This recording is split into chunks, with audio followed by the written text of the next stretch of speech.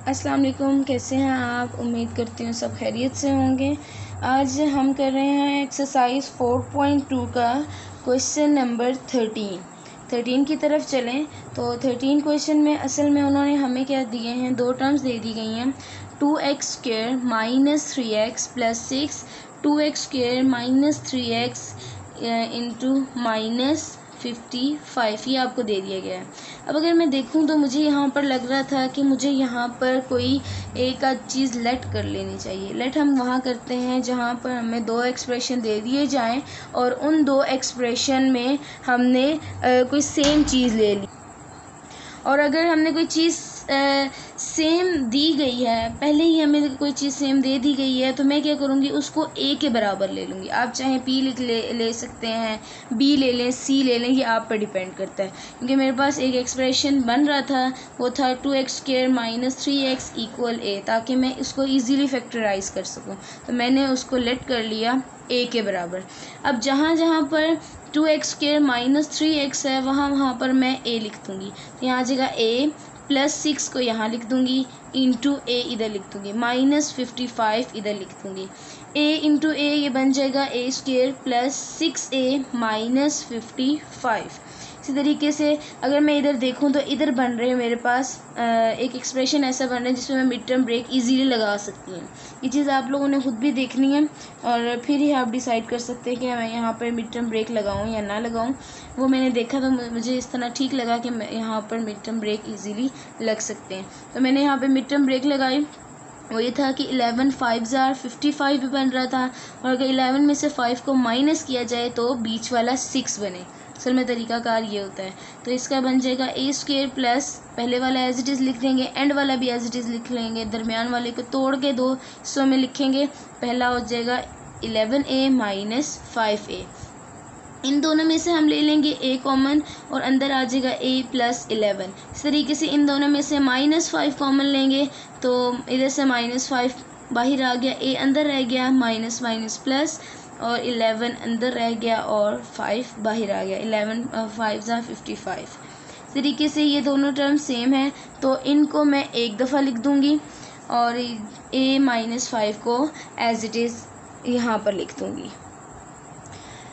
इसी तरीके से अगर मैं देखूं कि मेरे पास कुछ टर्म पीछे बनी थी a प्लस 11 a माइनस 5, तो मैंने कहा कि इसकी रिप्लेसमेंट कर देते हैं जो हमने इससे पहले खुद से कंसीडर किया था। a की जगह पे उसके रियल कंपोनेंट्स लगा देते हैं। जो रियल कंपोनेंट्स है वो मैंने यहाँ लिए, वो थे 2x² माइनस 3x, तो मैंने इधर लिखे plus 11, 2x² minus 3x minus 5। तो मैंने पहले एक्सप्रेशन को देखा तो उसको एज इट इज़ लिख दिया, लेकिन दूसरे को देखा तो मुझे इसमें ख्याल आया कि यहाँ पर भी हमारे पास मिड टर्म ब्रेक हो सकती है। तो याद रखिएगा, जहाँ पर पॉसिबल हो वहाँ पर आप मिड टर्म ब्रेक लगा के उसको और फैक्टराइज कर सकते हैं। इन क्वेश्चंस में उन्होंने आपको कंप्लीट फैक्टराइजेशन का कहा गया है, तो यहाँ पर आप इसको कम्प्लीटली फैक्टराइज कर सकते हैं। यहाँ पे आ जाएगा 2x² minus 5x plus 2x। जिस तरह मैंने बताया था, दरमियान वाली टर्म को ब्रेक करने के लिए क्या करते हैं, 2 5 10। हमारे पास अगर हम पहली और लास्ट वाली टर्म को मल्टीप्लाई करें, हमारे पास 10 आना चाहिए। और अगर 10 के हमने फैक्टर्स ऐसे लेने हैं कि उनको आप प्लस या माइनस करें तो हमारे पास -3 आए। तो मुझे जो ठीक लगा वो ये था कि -5 प्लस 2 ज़्यादा बेहतर था, तो मैंने इसको लिया। यहाँ पे इन दोनों में से मैंने x को कॉमन लिया तो अंदर बच गया 2x माइनस 5। इन दोनों में से मैंने +1 कॉमन लिया तो अंदर आ गया 2x माइनस 5। पहले वाले एक्सप्रेशन को एज इट इज़ लिख देंगे और दूसरे वाले में 2x माइनस 5 इधर लिख देंगे और x प्लस 1 इधर आ जाएगा। इसी तरीके से हम क्वेश्चन नंबर 14 पे चलते हैं। यहाँ पर अगर हम देखें तो हमें क्वेश्चन दे दिया गया है y² plus 2x minus 3, y² plus 2y plus 11 plus 48। यहाँ पे हमें ये एक्सप्रेशन दे दिया गया था। तो यहाँ पे देखा कौन सी चीज़ दोनों एक्सप्रेशन में सेम थी, तो सेम थी हमारे पास y² प्लस 2y, तो मैंने उसको कंसीडर कर दिया a के बराबर। याद रखिएगा, ज़रूरी नहीं है कि आप a ही लें, आप b भी ले सकते हैं, c भी ले सकते हैं, l भी ले सकते हैं, m भी, z भी, ये आप पर डिपेंड करता है कि आप क्या लेते हैं। तो मैं इसकी जगह पर a लिख दूँगी तो हमारे पास बन जाएगा a। इस पूरे एक्सप्रेशन की जगह मैंने a लिख दिया, -3 आ गया, ये बन गया a + 11 और ये बन गया +48। अब मैं क्या करूँगी, इस a - 3 को a + 11 से मल्टीप्लाई करूँगी और हमारे पास आ जाएगा a² + 8a - 33 और +48 हम यहाँ पे एज इट इज़ उतार लेंगे। यहाँ पर इन दोनों टर्म्स को क्योंकि दोनों कांस्टेंट हैं, इसके साथ कोई भी वेरिएबल नहीं है, तो हम इसको एज इट इज़ आपस में माइनस कर सकते हैं आराम से। तो मैं कर दूँगी 48 - 33 तो हमारे पास आ जाएगा 15। तो मैंने यहाँ पर 15 लिख दिया, बाकी एक्सप्रेशन को एज इट इज़ लिख दिया। मैंने इसको देखा तो यहाँ पर फिर से मिड टर्म ब्रेक हो सकता था, मैंने फिर मिड टर्म ब्रेक लगाया। 3 × 5 = 15 और 3 में 5 को मैं ऐड करती हूँ, हमारे पास आ जाता है 8a।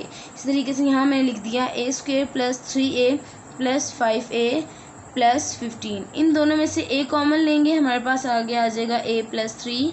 इन दोनों में से 5 कॉमन लेंगे, हमारे पास आ जाएगा a + 3।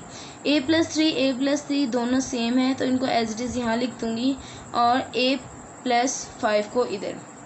अगर देखा जाए ये अपने अभी सिंपल एक्सप्रेशन में, जब भी कोई चीज़ सिंपल एक्सप्रेशन में आ जाए तो आप उसको उसके रियल कंपोनेंट्स के साथ इजीली उसको रिप्लेस कर सकते हैं। तो मैं क्या करूँगी, इसको इसके रियल कंपोनेंट्स के साथ रिप्लेस करूँगी तो हमारे पास आ जाएगा y² + 2y + 5 y² + 2y + 3। मैंने इधर देखा ये आगे और सॉल्व नहीं हो रहा था तो हमारा यही आंसर है। इसी तरीके से अगर मैं क्वेश्चन नंबर 15 की तरफ चलूँ तो क्वेश्चन नंबर 15 भी कुछ ऐसा ही है, लेकिन क्वेश्चन नंबर 15 में हमें पहले उसके एक्सप्रेशंस बनाने पड़ेंगे। उसको बनाने के लिए उसका तरीकाकार क्या होता है, उसका तरीकाकार ये होता है कि उनके जो उनसे ABC वाली जो टर्म्स होती हैं उनको आप नहीं देखते, आप उन टर्म्स को देखते हैं जो कांस्टेंट होती हैं, जिनके साथ A B C D इस तरीके के वेरिएबल्स नहीं लगे होते। तो मैं क्या करूँगी, ये होगा, अगर मैं देखूँ तो मेरे पास कुछ पेयर्स बन रहे थे, बहुत ही अच्छे पेयर्स बन रहे थे। वो क्या थे, यहाँ पे था -4 को y के साथ, तो ये हाली -4 1s are -4 हो जाएगा और ये -3 में -1 अगर हम प्लस करें तो वो बन जाता है -4।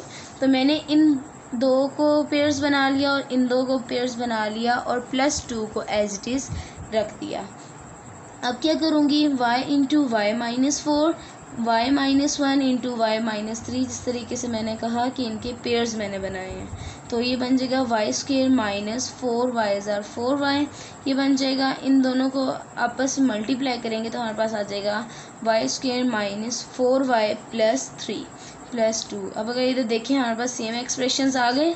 अब इन एक्सप्रेशन को मैं खुद से लेट कर सकती हूँ, तो मैं इन एक्सप्रेशन को लेट मैंने किया a से, तो यहाँ पे मैं लिख दूँगी a × a + 3 + 2, इतना आ गया। अब नेक्स्ट क्या करूँगी, a's are a² + 3a's are 3a + 2 as it is आ गया। इसमें फिर मैंने देखा, फिर मिड टर्म ब्रेक लग रहा है, मैंने फिर मिड टर्म ब्रेक लगाया और हमारे पास क्या बन जाएगा, a² + 2a + a + 2। इन दोनों में से क्या चीज़ कॉमन आ सकती है, a कॉमन आ सकता है, तो मैं इधर लिख दूँगी a × इनमें से एक a बाहर चला गया तो एक अंदर आ गया +2 +1, इन दोनों में से कॉमन लिया, हमारे पास आ गया a + 2। इन दोनों में से सेम क्या था, हमारे पास सेम है a + 2 सेम है, तो इनको एज इट इज़ a + 2 यहाँ लिख दिया और a + 1 इस तरीके से लिख दिया। फिर मैंने देखा ये अपनी सिंपल फॉर्म में आ रहे हैं, तो मैंने इनको दोबारा रिप्लेस करने की कोशिश की, तो हमारे पास रिप्लेसमेंट से आ गया y² - 4y + 1 y² - 4y + 2।